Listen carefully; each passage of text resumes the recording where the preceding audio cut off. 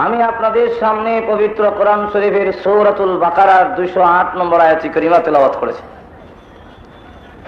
এই আয়াতকে সামনে রেখে কিছু আলোচনা আপনাদের সামনে উপস্থাপন করার চেষ্টা করব। আল্লাহ যেন আমাকে ইখলাসের সাথে কথা বলার, আপনাদেরকে আমলের নিয়তে শোনার তৌফিক দান করেন। সকলে বলেন আমিন। যে আয়াত আপনাদের সামনে তেলাওয়াত করেছি, এই আয়াতটা নাজিল হয়েছে নবীর একজন সাহাবী যার নাম হলো আব্দুল্লাহ ইবনে সালাম রাদিয়াল্লাহু আনহু। উনি ইসলাম ধর্ম গ্রহণ করার আগে ইহুদিদের ধর্মের একজন বড় আলেম ছিলেন। যদিও আয়াতটা নাজিল হয়েছে ওনাকে কেন্দ্র করে, কিন্তু আল্লাহ রাব্বুল আলামিন এই আয়াতে বিশ্বব্যাপী একটা আহ্বান যে মানুষের ব্যক্তিগত জীবন থেকে নিয়ে রাষ্ট্র জীবন পর্যন্ত গোটা জিন্দেগীর জন্য এই একটি আয়াতই যথেষ্ট।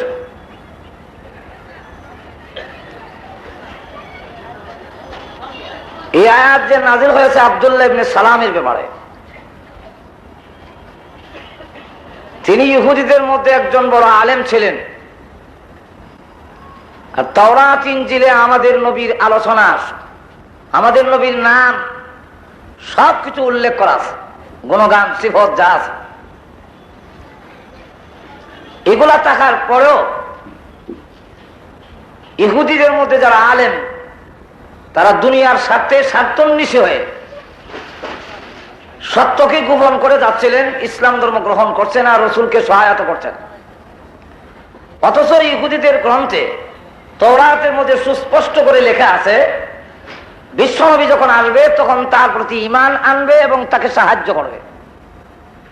আল্লাহ কোরআন শরীফে উল্লেখ করে দিয়েছেন লা তুমিনুন্না বিহি ওয়া লা তানসুরুন্না, যে এই নবীর প্রতি তারা ঈমান আনবে এবং তাকে সাহায্য সহযোগিতা করবে সার্বিকভাবে।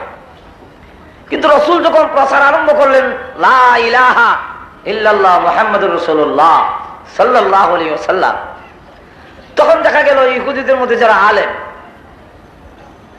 ওরা রসুলের এই দাওয়াত গ্রহণ করছে না এবং রসুল যে সত্য নবী এটাও স্বীকৃতি দিচ্ছে না। আর কারণটা ছিল যে সাধারণ লোকদের কাছ থেকে তারা একটা চাঁদা নিত, যা আমরা ধর্মীয় দিক তোমাদের পরিচালনা করি, অতএব আমাদের বাৎসরিক চাঁদা দাও। যেমন আমাদের দেশে এখনো নিয়ম আছে, এক শ্রেণীর পীররা মুরিদের কাছ থেকে বাৎসরিক চাঁদা নেয় না? আরো যখন আসেনি না, বাৎসরিক চাঁদা নেয়। আর তারা এই কথা বলে যে তোমার হাসন নসর কবর ফুলছেরাত সব আমরা দেখাশোনা করব, অথচ নিজেরই খবর নেই। পৃথিবীর কোন মানুষ এই কথা বলতে পারবে না, অন্যকে নিবে দূরের কথা, নিজে বেহেশতে যাবে কিনা তারও গ্যারান্টি নেই। এই জন্য এই ইহুদিরা চিন্তা করে দেখলো, এখন যদি মুহাম্মদুর রাসূলুল্লাহকে সত্য নবী বলে বিশ্বাস করে স্বীকৃতি দেয়, তো আমাদের বাৎসরিক চাঁদা সব শেষ হয়ে যায়, আমাদের রুটিতে ভিবরা উঠে যায়। সুতরাং সত্য নবী জানার পরেও তারা রসুলের প্রতি ঈমান আনতে রাজি নয়। এই পরিমাণ লেখা যে এক ইহুদি বলে আমি তাওরাত কিতাব উল্টে 3 জায়গায় মুহাম্মদের নাম পাইলাম। কোন জায়গায়? ওই 3 জায়গা থেকে মুহাম্মদের নামটা ছিঁড়ে ফেলে দিলাম। আর আমার ধারণা হলো আর কেউ এই নাম পাবে না। কিন্তু পরে আবার তাওরাত কিতাব উল্টে গিয়ে দেখি 6 জায়গায় মুহাম্মদের নাম লেখা। ছিঁড়ে ফেলে দেওয়ার ফলে রসুলের নাম কি বাড়লো না কমলো? 6 জায়গার থেকে নাম ছিঁড়ে ফেলে দিলাম আর মনে মনে ভাবলাম আর হয়তো এই নাম কেউ পাবে না। পরে তাওরাত কিতাব উল্টে গিয়ে দেখি 9 জায়গায় মুহাম্মদ লেখা। ব্যাপার কি? সিঁড়ি একবার বাড়ে আরো 3 গুণ। 9 জায়গার থেকে মুহাম্মদের নাম আবার ছিঁড়ে ফেলে দিলাম, মনে মনে ভাবলাম আর হয়তো এই নাম কেউ পাবে না। পরে তাওরাত কিতাব উল্টে গিয়ে দেখি 12 জায়গায় মুহাম্মদ লেখা। সিঁড়ি একবার বাড়ে 3 বার, এক বড় ইহুদি আলেমকে জিজ্ঞাসা করলাম, হুজুর মুহাম্মদের নামটা পেয়েছিলাম 3 বার, ছিঁড়ে ফেলে দিলাম 6 হয়ে গেল, 6 ছিঁড়ে ফেললাম 9 হয়ে গেল, 9 ছিঁড়লাম 12 হলো, আমি ছিঁড়ি একবার আরো 3 গুণ করে বাড়ে। ওই ইহুদি বড় আলেম তো মুখ দিয়ে বলে, বেকুব কোথাকার, কোথায় হাত দিয়েছো? যেই নামের হেফাজতের দায়িত্ব স্বয়ং আল্লাহ নিজে গ্রহণ করে নিয়েছেন, ওই নাম যদি ছিঁড়তে থাকো, আল্লাহর কসম গোটা তাওরাত ইনজিলে মুহাম্মদ ছাড়া আর একটা শব্দ বাকি থাকবে না। কারণ আল্লাহ তার হেফাজত করে, তাকে ছিঁড়ে ফেলে দেওয়া যায় না, নিশ্চিহ্ন করা যায় না। যেমন আজকের বিশ্বে মুসলমানকে নিধন করার জন্য যে ষড়যন্ত্র চলছে, যতই হামলা করুক, একের পর এক দেশ দেখা যায় ঘাস করতেছে, আর মুসলমানেরও বাঁচার কোনো উপায় নাই। মুসলমানের চতুর্দিক থেকে বিপদে এখন ঘেরাও। এই অবস্থায় মুসলমানকে নিশ্চিহ্ন করা সম্ভব নয় সত্যিকারের মুমিন যদি হয়। যেরকম ঠিক কিনা?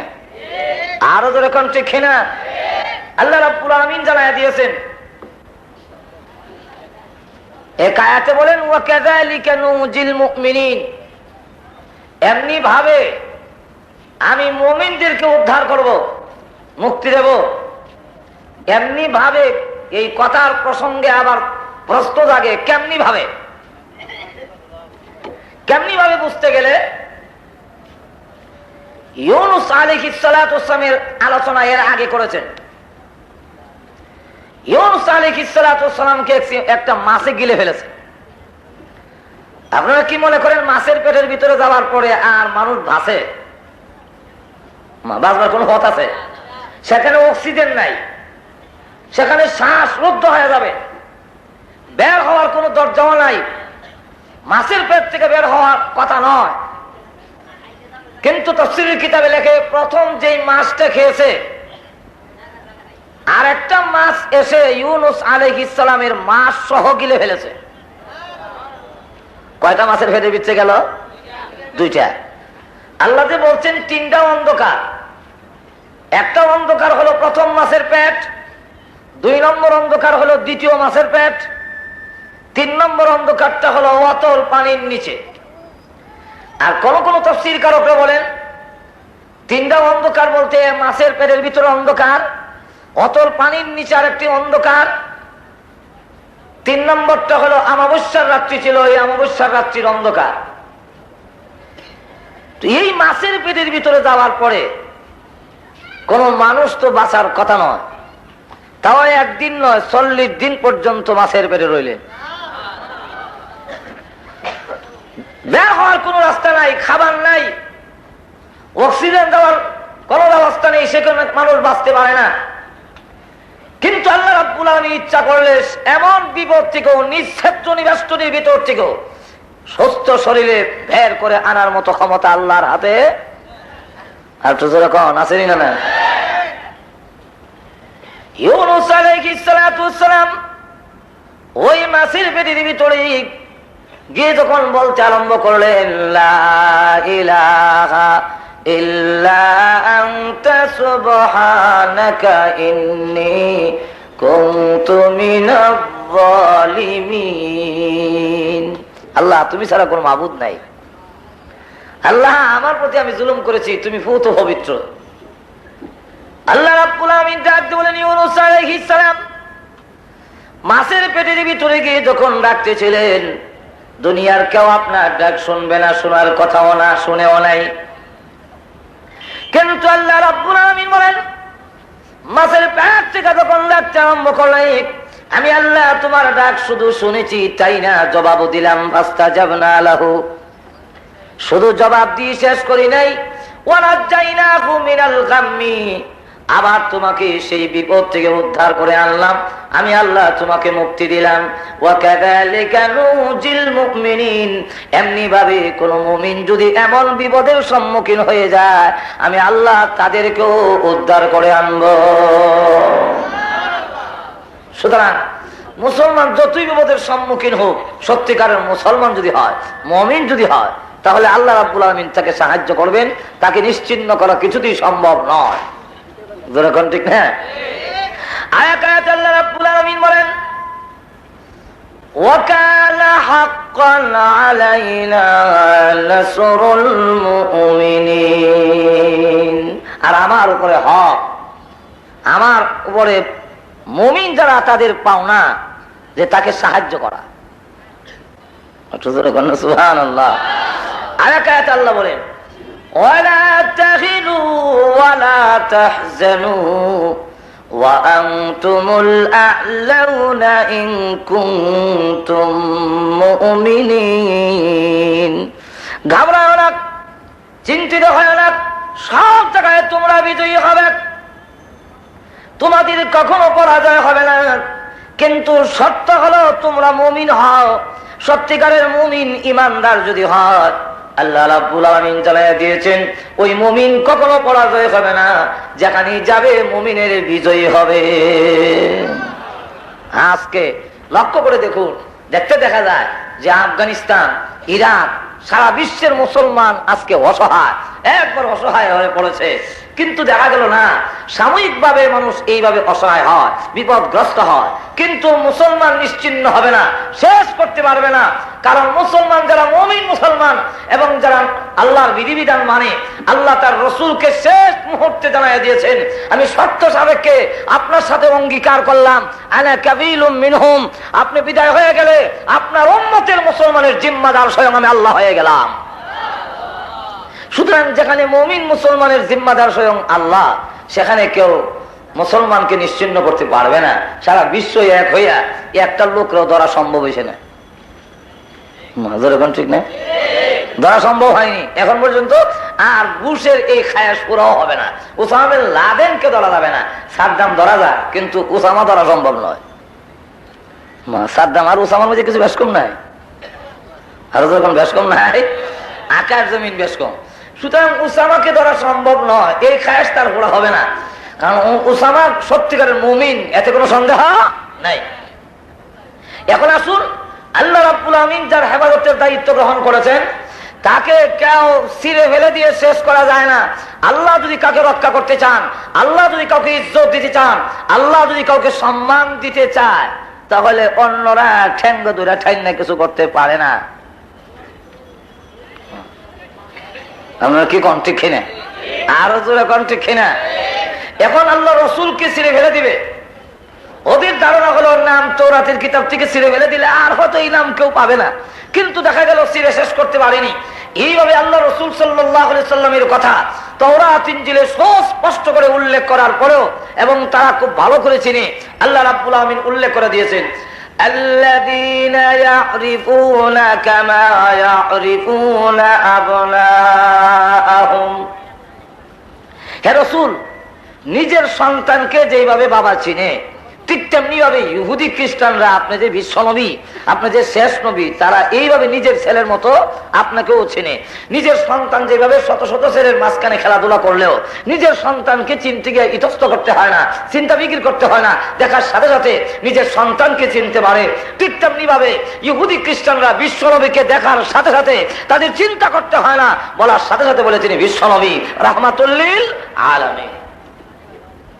তার অসংখ্য অগণিত ঘটনা আছে, এগুলো আমি বললে অনেক লম্বা হয়ে যাবে, সুতরাং ওই দিকে আমি যাব না। এইভাবে সুস্পষ্ট থাকার পরেও তারা যখন ঈমান আনছে না, পরবর্তীতে আল্লাহ রাব্বুল আমিন আয়াত নাযিল করলেন, ইয়া আহলাল কিতাব আমিনু বিমা নাযালনা মুসাদ্দিকাল লিমা মাকুম মিন ক্বাবলি أن نطمس وجوها فنردها على أدبارها। হে আহলে কিতাবরা, ঈমান আনো ওই কিতাবের উপরে যেই কিতাব তোমাদের কিতাবকেও সত্য বলে স্বীকৃতি দেয়, ওই নবীর প্রতি ঈমান আনো যেই নবী তোমাদের নবীকেও মানে।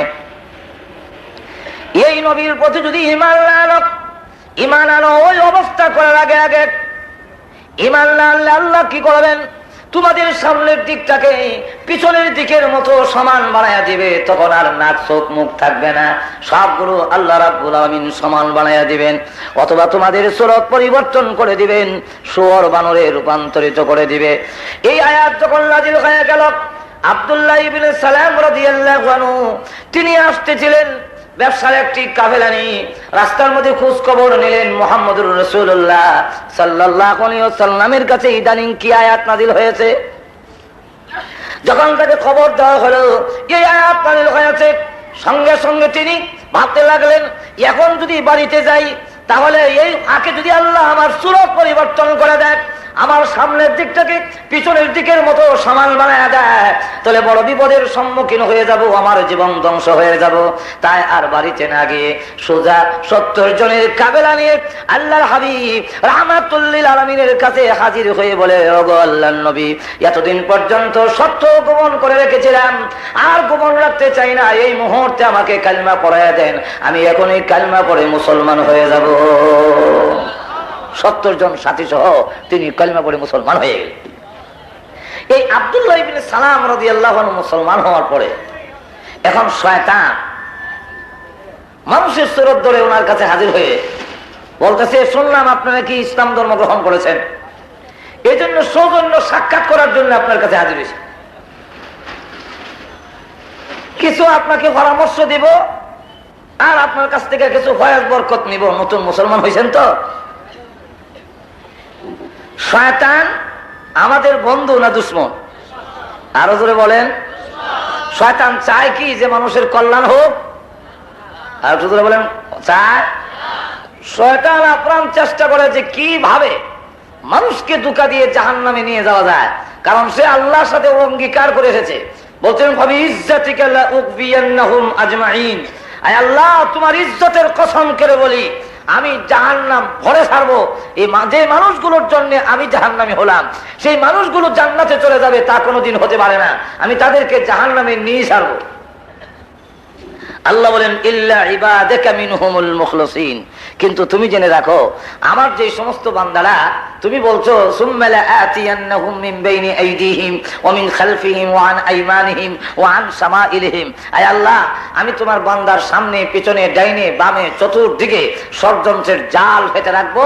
হ্যাঁ যাইবে কোন দিকে? সামনে গেলেও আমার জালে আটকা পড়বে, ডাইনে গেলেও আটকা পড়বে, বামে গেলেও আটকা পড়বে, পিছনে গেলেও আটকা পড়বে, তার যাওয়ার কোনো পথ নেই। চতুর্দিক থেকে ষড়যন্ত্রের জাল দিয়ে আমি তাকে আবদ্ধ করে জাহান্নামের দিকে নিয়ে যাব, কোন পথ নাই যাওয়ানের। আল্লাহ তখন ডাক দিয়ে বলেন, আমার যেই বান্দা নিচের দিকে নজর দিয়ে হাঁটবে আমি আল্লাহ উপর থেকে রহমত নাজিল করে তোর সমস্ত ষড়যন্ত্রের জাল ছিন্ন করে আমার বান্দাকে টান দিয়ে আমার রহমতের কোলে উঠে। শয়তান কয়, আহা ডাইন বাম সামনে পিছনে কইছিলাম তো উপরটা কইছিলাম না গেলে, তাহলে তো রাস্তা বন্ধ করে নিয়েছিলাম। এই জন্য পরবর্তীতে আল্লাহ জানায় দিলেন রসুলের কাছে আয়াত নাজিল করে, হে মুমিন পুরুষ এবং মুমিন নারী তোমাদের নজর নিচের দিকে রাখো। কোন দিকে? আরো জোরে বলুন। কুল লিল মুমিনিনা ইয়াগুদ্দু মিন আবসারিহিম, হে রাসূল আপনি মুমিন পুরুষদেরকে বলুন তারা যেন নজর নিচের দিকে রাখে। নজর নিচের দিকে রাখার জন্য আল্লাহ কেন বললেন এবং নজর কোন দিকে রাখতে হবে সেই রাস্তাটা আল্লাহ বাতায় দিলেন। আমরা কিন্তু অনেক সময় বলি চোখ রাখার জায়গা নাই, চোখ রাখবো কোথায়? ডাইনে চাইলেও বিপদ, বামে চাইলেও বিপদ, পিছনের দিকে চাইলেও বিপদ, সামনের দিকে চাইলে জানলার ভাগটা দিকে আরো দুইজন তাকাই দিছে, চোখ রাখার জায়গা নাই। আমি বলি কোরআন শরীফ পড়লে এবং কোরআন শরীফ জানলে চোখ রাখার জায়গা যথেষ্ট আছে। ঘুমাই গেছেন নাকি আল্লাহ জানে? তার তো এখন চোখ রাখার জায়গা আছে কি নাই? কোথায়? আপনি ডাইনে চান কেন? ডাইনে চাইলে তো শয়তানের জাল আছে, সেখানে আবদ্ধ হবেন।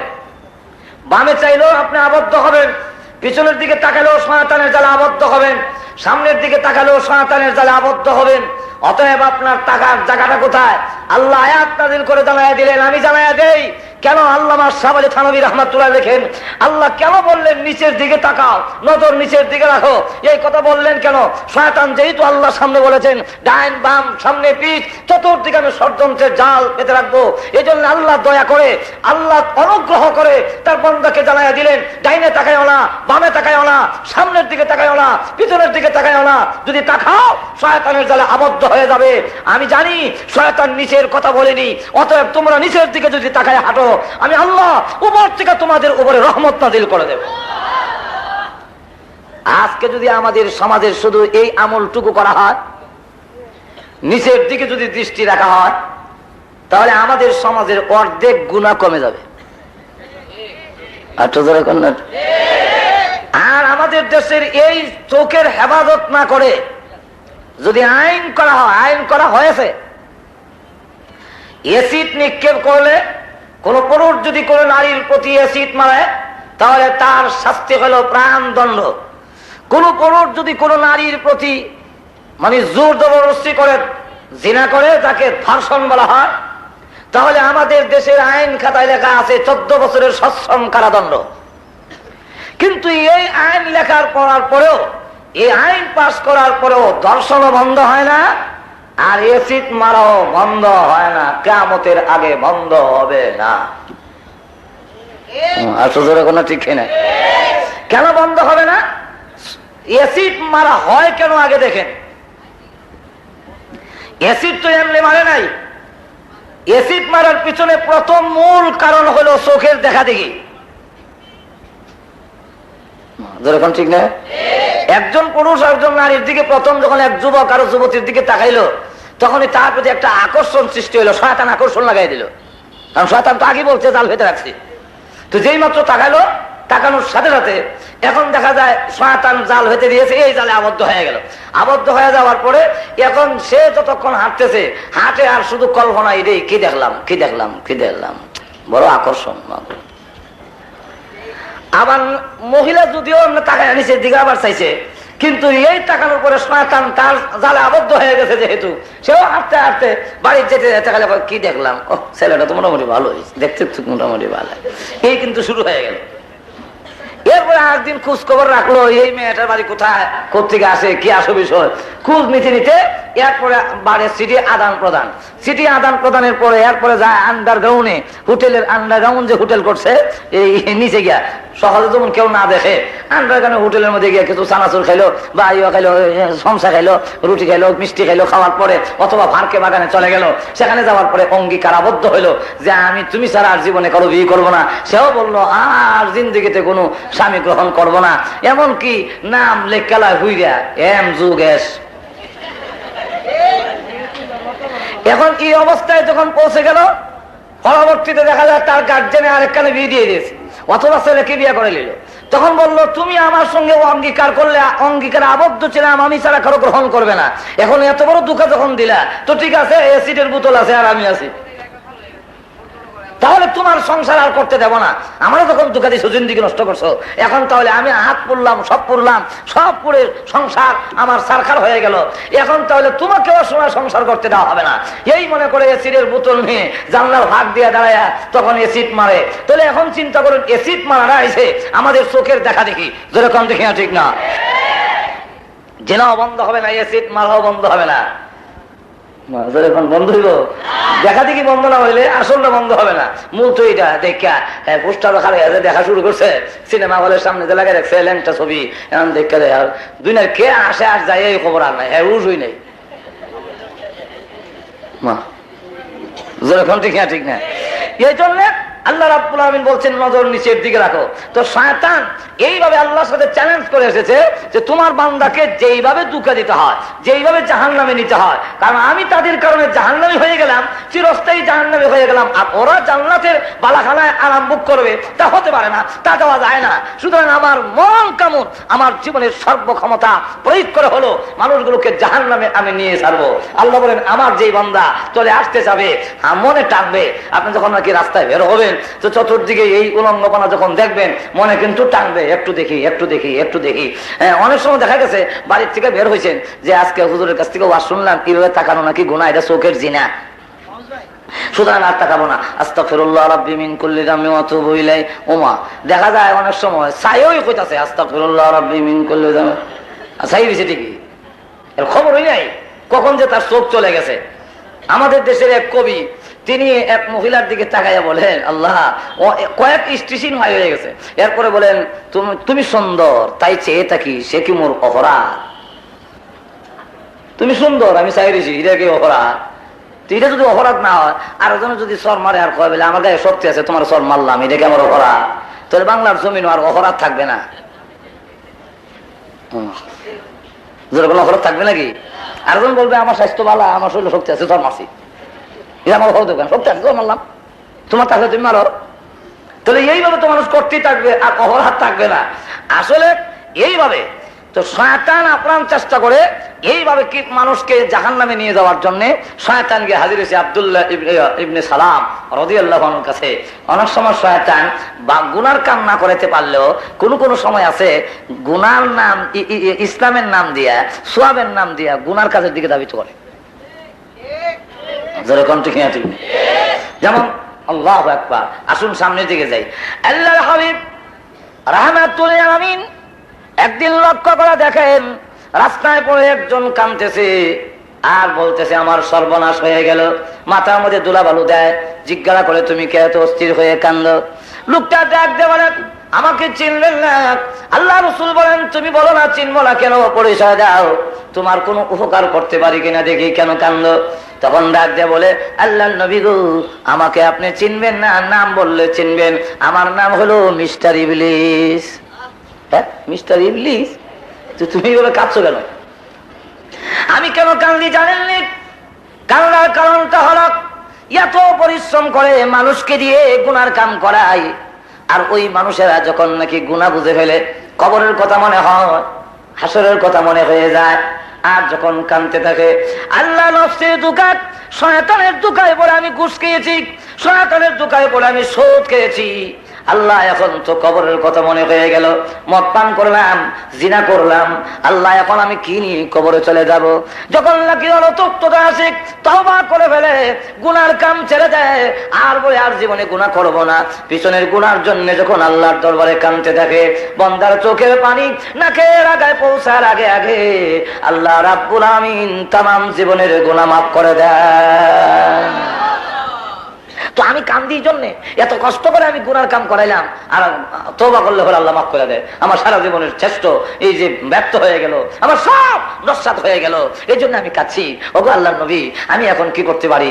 ওগো আল্লাহর নবী এই যে আমার আল্লাহ সব মাফ করে দেয়, কি মনে করেন আল্লাহ মাফ করেন না? হাঁটু যখন মাফ করেন না? আল্লাহু আকবার, কত মদ করবে আল্লাহ ওলি বানালেন, আল্লাহ কত সুদ করবে আল্লাহ ওলি বানাইছেন, যখন নাকি সে ছেড়ে দেয় আর পিছনের গুনার জন্য অনুতপ্ত হয় এবং সুদের টাকা যা গ্রহণ করছিল সবগুলো যখন গরিব মিসকিনকে দেয়া দেয় অথবা যার কাছ থেকে আনছে তারা ফেরত দিয়ে দেয়, এই অবস্থায় তওবা করার পরে সেই সুদ করে একজন বিশ্ববিখ্যাত আল্লাহর ওলি হয়েছেন, এমন ঘটনাও আছে। তাজকিরাতুল আউলিয়ার মধ্যে এমন ওলির নাম আছে, কিন্তু খুনি তাকে আল্লাহ মাফ করেছেন। আল্লাহ রাব্বুল আমিন সকলকে মাফ করেন যখন অনুতপ্ত হয়ে যায়, গুনার কাম যখন করে শয়তানের দুকায় নফসের দুকায় পড়ে গুনার কাম করে আবার তওবা করে ফেলে, আল্লাহ জীবনের গুনাহ মাফ করে দেয়। এই জন্য আমি কান্দি। রাসূল বলেন তাহলে তো ভালো, আমার উম্মতকে আল্লাহ মাফ করে দেন, এতে আমি খুশি, আমি আনন্দে আত্মহারা। শয়তান খুশি হইলেন না, আমিও সিস্টেম বদলে দিছি। ঘুমিয়ে গেছেন নাকি? সিস্টেম কি করছো? সিস্টেম বলে এখন থেকে আর বলবো না মদ খায় আর তারা খাওয়াবো, গুনার কাম করাবো, কিন্তু আর একটা সিস্টেম চালু করছি। কি এইটা হইলো, এখন আমি বলবো সওয়াব করাম গুনাহ। যেমন খরমপুর যা নাই, আরো যখন নাই, সেখানে গিয়ে বলবে এটা মারিব, ওইগুলো মোল্লারা বুঝবে না, আলিম আমার কথা শুনলো না, সেখানে যা। কিন্তু সেখানে গিয়ে যা করা হচ্ছে সওয়াব হবে দূরের কথা, ঈমান সহ রেখে আসে। যারা কান থেকে ঠিক না? একটি গাছের তিনটি ডাল, কোন ডালেতে হযরত বিলাল কইর নৌকাতে ছাড়ছে আর নারী পুরুষ একখানে।